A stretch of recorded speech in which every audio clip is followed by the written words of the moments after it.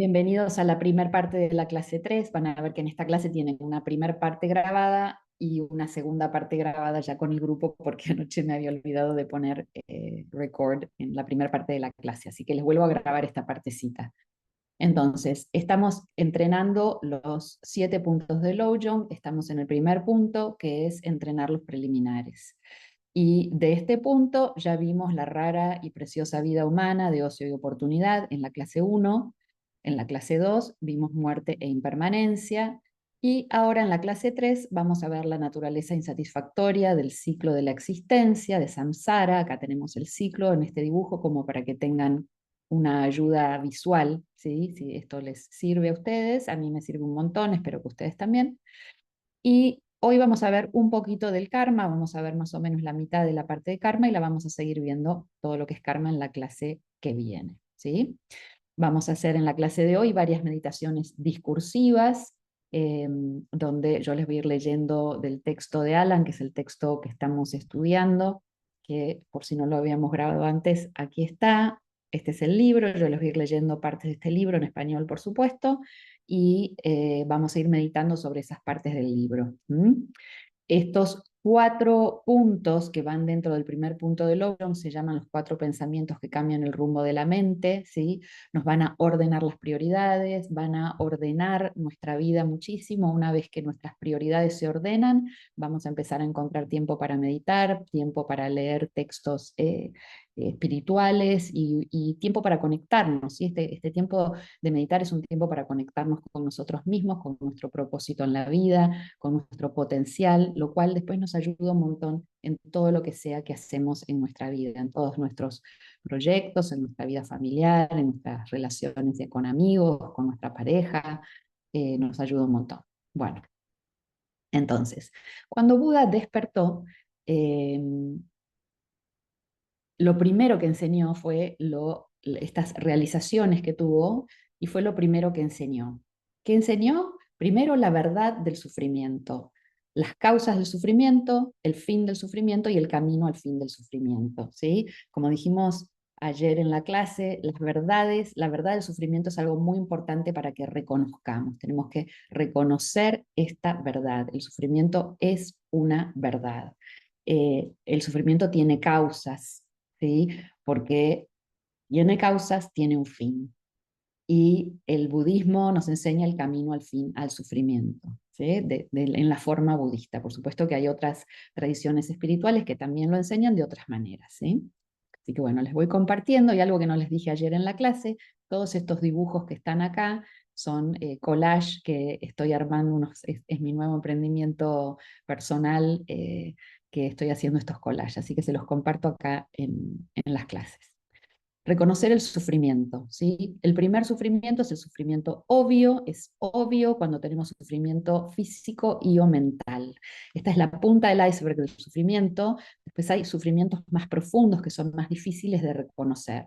Este es obviamente reconocible. Una enfermedad, dolor físico, la vejez, ansiedad, miedo, infelicidad, ¿sí? Decepcionados por esto, por aquello, permanentemente un tormento mental y muchas veces acompañado de un tormento físico también. Entonces esto, a pesar de que no queremos reconocerlo y queremos negarlo porque somos muy negadores, eh, es importantísimo para nuestra liberación que podamos reconocer el sufrimiento, los 3 tipos de sufrimiento que vamos a ver del iceberg dividido en 3 partes, pero el sufrimiento obvio, que es la puntita, también lo tenemos que reconocer. Entonces por eso les puse esta pregunta para que te preguntes a vos misma, a vos mismo en tu vida, ¿tienes tendencia a negar este sufrimiento diciendo, eso no es mío, eso es de otros, eso es el problema de otros, eso a mí no me va a pasar, ¿sí?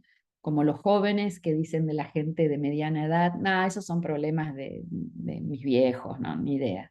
Y los de mediana edad, no, estos son problemas de los ancianos, de los viejitos que están en los hogares, y estos son cosas que a mí no me van a pasar. También se acuerdan que negamos la muerte, ¿sí? Eso lo vimos en la clase anterior, cómo nos especializamos en negar hasta la muerte, como diciendo yo tengo mucho tiempo todavía, tengo muchos proyectos, tengo muchas cosas que hacer, no sé, ni idea, mis hijos son chicos todavía, entonces a mí me falta un montón. ¿Mm? Y en realidad, como lo vimos en la clase anterior, cualquier momento en la vida es el momento para morir, no es que es cuando nosotros lo decidamos, ¿sí? Entonces, lo importante de todas estas meditaciones, estas contemplaciones, estas meditaciones discursivas, es entender que no son para deprimirnos, sino para que vivamos la vida con plenitud y que tengamos siempre en mente el propósito de nuestra vida. Y vamos a verlo ya después en el punto 2, que es bodhicitta, que es la práctica más importante. Tener bodhicitta siempre en nuestra mente y corazón presente. Reconocer el sufrimiento sigue, el segundo tipo de sufrimiento es el sufrimiento del cambio, ¿sí? Y lo que es interesante es que ya sea que las cosas van como nosotros queremos o que no van como nosotros queremos, ¿sí? De cualquier manera sufrimos. ¿Por qué? Porque cuando van como nosotros queremos, sabemos que en cualquier momento se terminan, porque sabemos que todo cambia y todo es totalmente impermanente, esta impermanencia de la que hablábamos en la clase anterior, lo sabemos, pero lo queremos negar. Entonces, cuando están bien las cosas, sufrimos porque en cualquier momento se terminan, y cuando están mal, sufrimos porque están mal, ¿sí? Eh, ¿Cómo puede ser un sufrimiento que las cosas vayan como queremos? Bueno, estas son las cosas que tenemos que contemplar, ¿sí? Hay algo más profundo en juego, por eso es que cuando las cosas van bien, igual sufrimos. Es porque todas estas cosas, eventos que nos suceden, situaciones, nuestros seres queridos, nuestro propio cuerpo, el estado de nuestra mente, etcétera, está todo condicionado y sujeto al cambio. Los placeres, que están impulsados por estímulos, en el budismo no se consideran fuentes de felicidad genuina, ya que no son duraderos y no se incrementan por su frecuencia o su duración. ¿Sí? Ayer les contaba cómo la semana pasada me pude hacer unos brownies veganos y sin gluten, ya que no puedo ni comer huevos, ni gluten, ni nada. Entonces, finalmente los logré, después de, no sé, 2010 creo que no como gluten, entonces los logré, y cuando logré sin lácteos, sin gluten, sin huevo, casi que me como una bandeja entera en 2 días, ¿sí? Por supuesto que después me sentía re mal, físicamente no me sentía bien, me sentía mal porque igual se ve que es pesado, a pesar de que no tengan todas esas cosas. Entonces, si fuera la fuente de la felicidad esos brownies, cuanto más como, más feliz soy. Y la verdad es que hice el experimento y les digo, no lo hagan porque hice el experimento y después me sentí re mal.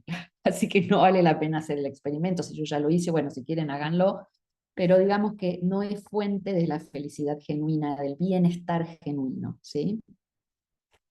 La posición budista es que lo que experimentamos como placer, ¿sí? Placer, no bienestar, es meramente una atenuación relativa de nuestra insatisfacción, que es como si fuera el estado que está por abajo todo el tiempo, ¿sí?